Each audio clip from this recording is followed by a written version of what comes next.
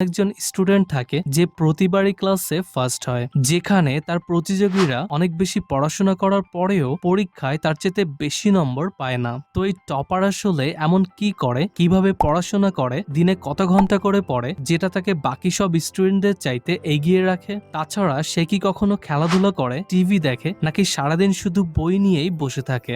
যদি আমরা একটু লক্ষ্য করি তবে বুঝতে পারবো বেশি যে সে টপ করছে এমনটাও কিন্তু নয়, কারণ ক্লাসে এমনও কিছু স্টুডেন্ট থাকে যারা তার চাইতেও অনেক বেশি সময় ধরে প্রতিদিন স্টাডি করে। অপরদিকে এই টপার স্টুডেন্টটি সারাদিনই আনন্দে থাকে, বন্ধুদের সাথে সময় কাটায়, খেলাধুলো করে, টিভি দেখে, আর এত কিছু করার পরেও সেই প্রতিবার ক্লাসে টপার হয়। কিন্তু সেটা কিভাবে?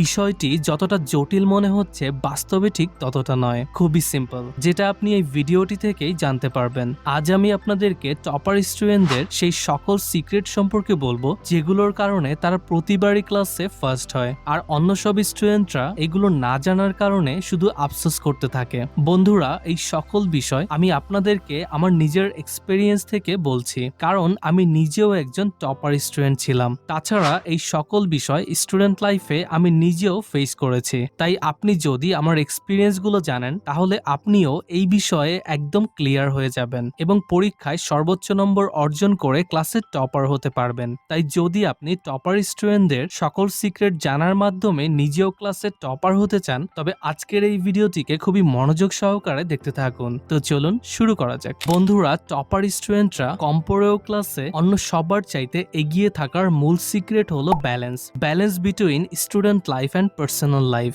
আসলে টপার স্টুডেন্টরা তাদের লাইফকে এমনভাবে ব্যালেন্স রাখে, তারা যখন পড়াশোনা করে তখন তাদের মন শুধুমাত্র পড়ার দিকেই থাকে, অর্থাৎ পড়ার টেবিলে তারা কখনোই মোবাইল ফোন নিয়ে বসে না, কিংবা পড়তে বসে পড়ার টপিক ছাড়া অন্য কোনো বিষয়ে চিন্তাও করে না। অপরদিকে তারা যখন ঘুরতে যায়, বন্ধুদের সাথে সময় কাটায়, তখন তাদের মন সেখানেই থাকে। এটাকে আমরা প্রেজেন্ট মোমেন্টে থাকাও বলতে পারি। টপাররা সর্বদা প্রেজেন্ট মোমেন্টেই বাঁচে, অর্থাৎ তারা যখন যে কাজ করে সেটাকেই তখন 100% ফোকাসের সাথে করে, ফলে সেই কাজের আউটকাম অর্থাৎ রেজাল্টও 100% আসে। আর যেটা স্বাভাবিক, কিন্তু আমরা কি এটা করি? একদমই না। আমাদের মধ্যে বেশিরভাগ স্টুডেন্ট যখন পড়তে বসি তখন আমাদের মাথায় অপ্রয়োজনীয় হাজারটা চিন্তা ঘুরতে থাকে, যেমন বন্ধুরা কে কি বলেছে, কোথায় ট্যুর দেওয়া যায়, কোন খাবারটা খেতে ইচ্ছা করছে, তার সাথে মোবাইল ফোন তো আছেই। আমরা 30 মিনিট পড়াশোনা করলে রিল্যাক্সের নামে 3 ঘন্টা মোবাইলে সময় নষ্ট করি। তবে আমরা কিন্তু এটা ইচ্ছা করে করি না। আমরা ভাবি একটু ফ্রেশ ফিল করার জন্য জাস্ট 5 মিনিট ফোনটাকে ইউজ করব, কিন্তু এই 5 মিনিটের জন্য একবার সেটাকে হাতে নিলে কখন যে ঘন্টার পর ঘন্টা পার হয়ে যায় তা আমরা নিজেরাও তখন টের পাই না। এখন আপনার মনে প্রশ্ন আসতে পারে যে আমি তাহলে কি করব যাতে করে আমিও টপার হতে পারি?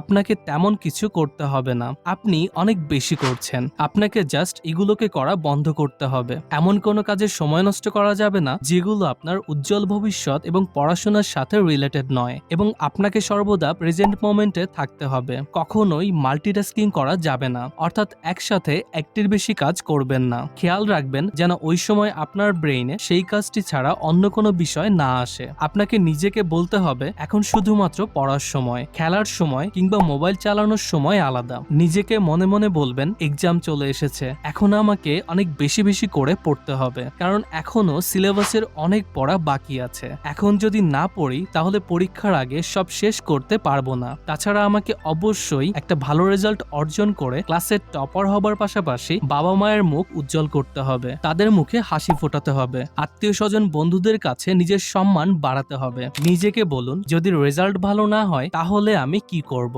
কোথায় যাব, কিভাবে সবাইকে এই রেজাল্টের কথা বলবো, বাবা মায়ের প্রশ্নের কি উত্তর দেব। দেখবেন আপনার নিজের ভিতর থেকে উত্তর আসবে যে আমাকে পড়তে হবে। এরপর আপনি সম্পূর্ণ ফোকাসের সাথে যা যা পড়বেন সেগুলো আপনার ব্রেইনে পার্মানেন্টলি সেভ হয়ে যাবে, যেগুলো আপনি চাইলেও আর ভুলতে পারবেন না। ফলে আপনার সামনে বইয়ের যে চ্যাপ্টার থেকে পরীক্ষায় প্রশ্ন আসুক না কেন সবই আপনার কাছে সহজ মনে হবে, ফলে আপনার রেজাল্টও তখন অটোমেটিক্যালি ভালো হবে। অনেক সময় আমরা নিজেকে টপারদের চাইতে অনেক বেশি ছোট মনে করি, কিন্তু মনে রাখবেন আপনি তার চাইতে কোনো অংশেই কম নন। নিয়মিত মনোযোগ দিয়ে পড়াশোনা করলে আপনাকেও ক্লাসের টপার হওয়া থেকে কেউই আটকাতে পারবে না। আপনি এতদিন অন্ধকারে ছিলেন, এখন সময় এসেছে আপনার রিয়েল পাওয়ার দেখানোর। তাই এখনই জেগে উঠুন 100% পাওয়ার নিয়ে, আর পড়ার টেবিলে বসে পড়তে শুরু করুন। আমি নিশ্চিতভাবে বলতে পারি আপনার ক্লাসের পরবর্তী টপার আপনিই হবেন।